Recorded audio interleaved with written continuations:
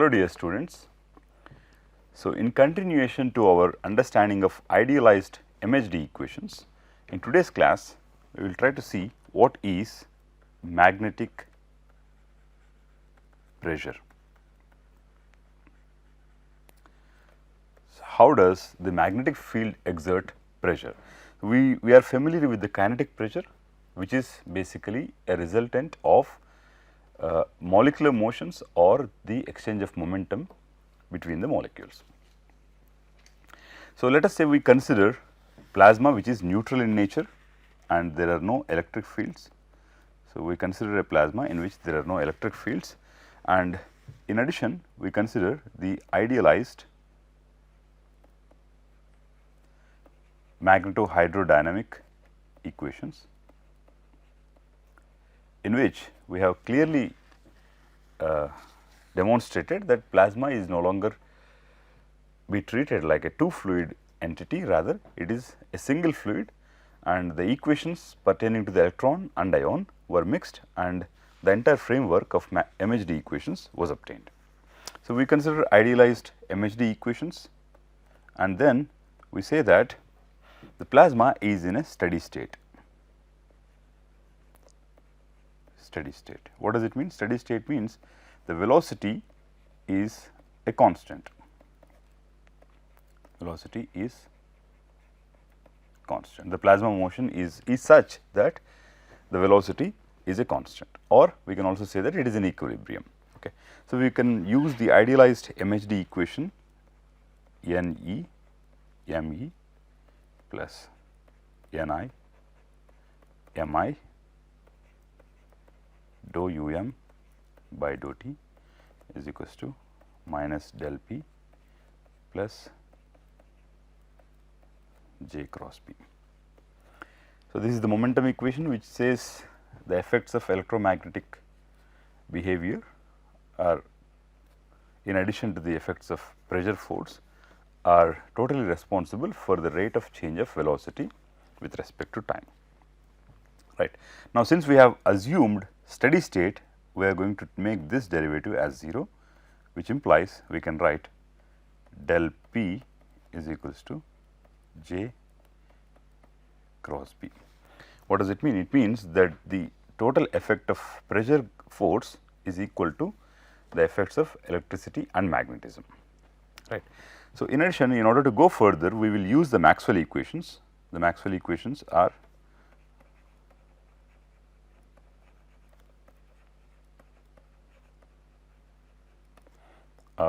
del cross B is equals to mu naught J and del dot B is equals to 0. Let us say we call this equation as equation number 1, 2 and 3. What do we have? We are trying to understand what is magnetic pressure, and to use the idealized MHD equation, we made an assumption that the electric field is 0, the plasma is completely neutral, and we also assumed a steady state, which means the flow is steady. So, there are no changes in the velocity with respect to time. So, then we use the idealized MHD equation, and using this approximation we realize that the pressure force is exactly balanced by the electromagnetic force. So, in addition we are using the Maxwell equations. So, from equation number 1 we say that the pressure force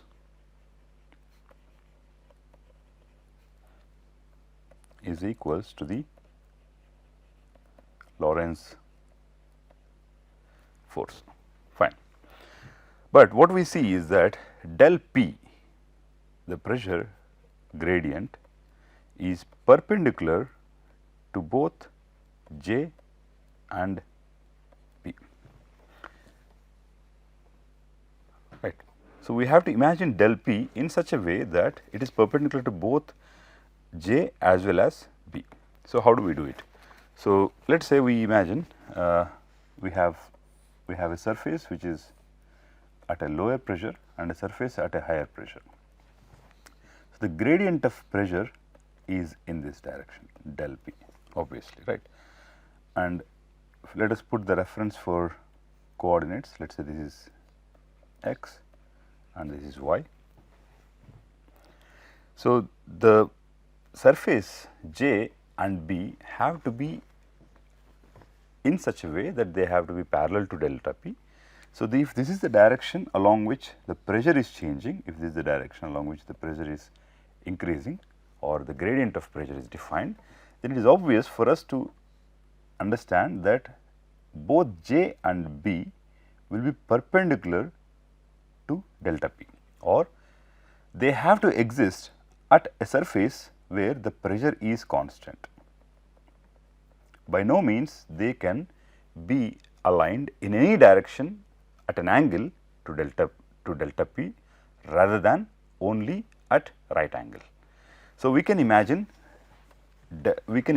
J and B vectors are at a constant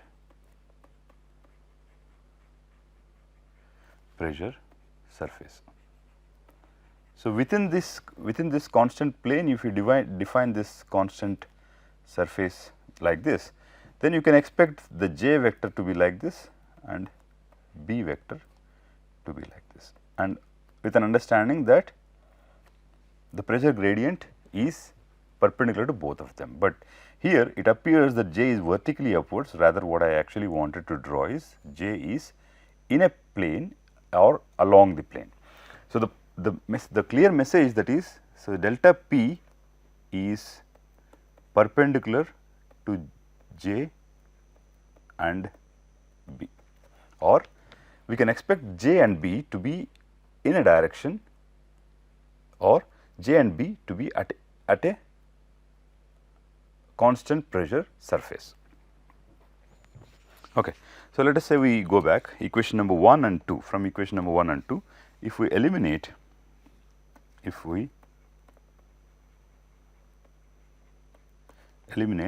J from equation number 1 and 2, what will we get? We can write J as 1 by mu naught del cross B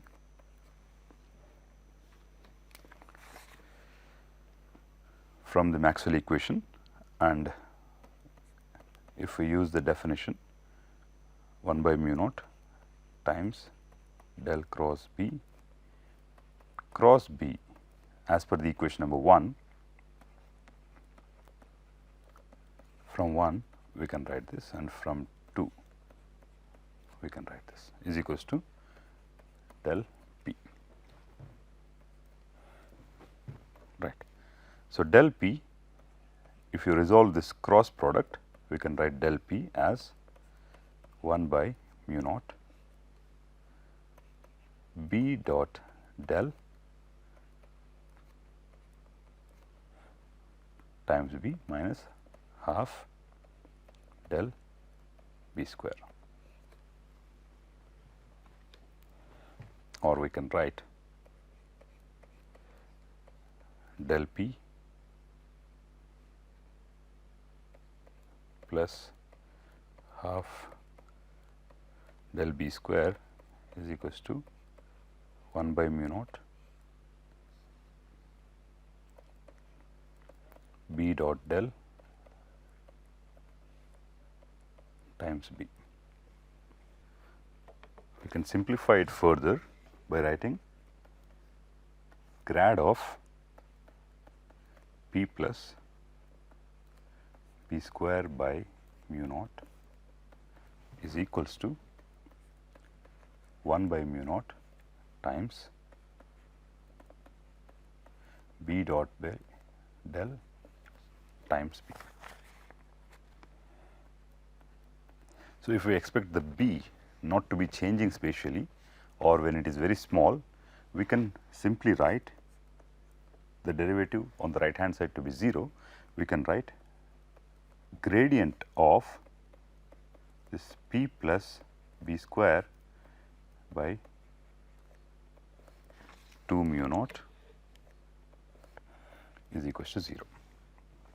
Or if B is not changing spatially, we can write P plus B square by 2 mu naught as a constant. Now, this parameter which is being added to the pressure is referred to as the magnetic pressure.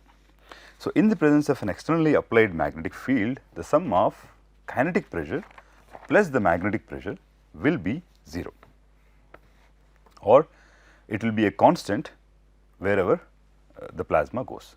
So, the most important message is in the presence of an externally applied magnetic field, the sum of kinetic pressure is by the virtue of molecular motions, and B is the externally applied magnetic field. These two things balance each other, so that it will the sum of these two terms will remain a constant. And if there is a pressure gradient, there must be a gradient in the magnetic pressure exactly in the opposite direction. So, these two things compensate each other all the time, so that the net quantity, the summation, will remain a constant. Now, to characterize the physical effects of this magnetic field or the magnetic pressure, we define a parameter which is called as the beta. Beta is defined as a ratio of pressure, the kinetic pressure, divided by the magnetic pressure. So, this is a very important parameter to characterize the nature of plasma. So, beta is the ratio of kinetic pressure to the magnetic pressure. What is this called as? This is called as beta value of plasma. What does it infer? So, there may be a situation when the kinetic effects are more. That means, properties exhibited by the plasma as a result of the motion of particles like electrons and ions, which is inside the plasma, may be more. There may be some effects which are established by the magnetic pressure of plasma. So, in order to quantify or in order to differentiate these two effects, we define this beta value. It is generally seen that in low beta plasma, when beta value is very low, the magnetic effects will dominate, and in high beta plasma, the kinetic effects will dominate. So, in high beta, it is the kinetic effects which are dominant, and in low beta plasma, it is the magnetic effects which will dominate. So, for reference, we can say that the solar wind, which is a plasma system, the solar wind, which is made up of electrons and ions, is generally considered as a low beta plasma. What does it mean? Whenever you are referring to plasma as a gas, so the kinetic properties are not so important, because it will not exert much pressure because of its molecular or ion or electron composition. It is the magnetic effects which need much better understanding. Okay. So, in addition to this, so this is the basic understanding of magnetic pressure. If you just go back, what we have started with is an idealized MHD equation, and we have used these two Maxwell equations in combination with this, and we imposed a condition that there are no electric fields and the plasma is moving in a steady state. If the plasma is moving in a steady state, we made this velocity term or the change of velocity with respect to time to be 0. Then we realized that the pressure force is balanced by the Lorentz force, completely balanced by the Lorentz force. And if such a balance exists, it has to be at the it has to impose a condition that the current density and the magnetic field are perpendicular to each other, are perpendicular to the pressure force, and if this balance has to be established, both of these should be at a constant pressure surface. So, that means it has to be dynamically stable between these three parameters. So, doing little algebra, we eliminated the current density from equation 1, which is the idealized MHD equation, and the Maxwell equation. And then what we realized is that we wrote del P, the gradient in the pressure, to be equal to 1 by mu naught of this vector product, vector triple product. Doing some algebra, we have now realized that if del the change of the gradient of the sum of pressure plus b square by 2 mu naught is equals to 0, or we can say that since it is a gradient, it has to, if it has to be 0 on the right hand side, we have b dot del, then p plus b square by 2 mu naught should be a constant. We started calling this quantity b square by 2 mu naught as the magnetic pressure. And since plasma demonstrates kinetic effects as well as magnetic effects, in order to characterize the plasma, we can define a ratio of kinetic pressure to the magnetic pressure and call it as a beta value of plasma. And a low beta value of plasma always indicates that its magnetic effects are going to be more dominant in comparison to the kinetic effects, and high beta plasma tells us that its kinetic effects are going to be more prominent in comparison to the magnetic effects. And for reference, solar wind, a plasma flowing away from the sun constantly, is referred to as a low beta plasma. So, whenever you are studying solar wind, its magnetic properties are worth attention rather than the kinetic properties, right. So, in addition to this, plasma allows or plasma facilitates the movement of or different types of waves. So, what is a wave? Wave is a transportation of energy from one point to another point. So, plasma is very rich in waves. So, plasma allows several different types of waves to permeate through it or to pass through it. So, what we will do is we will try to understand the wave motion in plasma, how different waves are transported through plasma and things like that. So, in order to understand, we have to see what is the fundamental definition of a wave. So, any periodic motion can be referred to as a wave. So, we very well know, so wave is any periodic motion or transfer of information from one point to another point. So, any periodic motion can be decomposed into a Fourier series, which is several small sinusoids with different amplitudes and different frequencies adding up to represent the full wave. So, any sample wave can be decomposed into Fourier series. So, let us say we take how do we write an expression for the movement of a wave. So, we write n is equals to n bar exponential I k dot r minus omega t.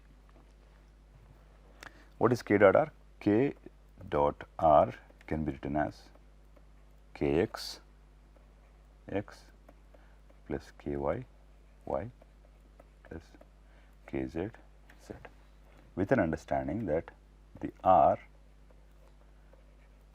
x I cap plus yj cap plus zk cap, and the wave vector is kx I cap plus ky j cap plus kz k cap. Right. Now, what is n bar? Is the amplitude of wave,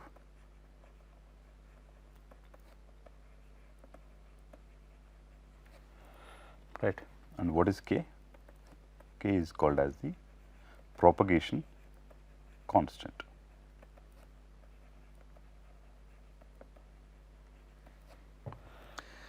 Right. So, for a wave which is propagating in a three-dimensional phase, this is valid. Let us consider a wave which is propagating in x direction. Wave propagating in x direction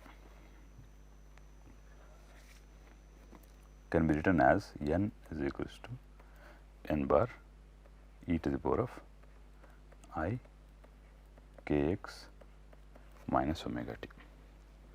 So, by notation what we can say is that the exponential means only the real part is to be taken as a measurable quantity, right. So, that means the real part of n, the wave function, is n bar cos of kx minus omega t, right. So, let us consider a point on this wave. The point is moving or vibrating, so that the information is transmitted from one point to the other point. So, this movement of this point in a phase, let us say, is actually referred to the wave. So, right. So, this movement of a point, let us consider a point of constant phase within this wave, in the wave will always move such that the d by dt of kx minus omega t is always 0. You consider a wave like this. Let us say you have this point,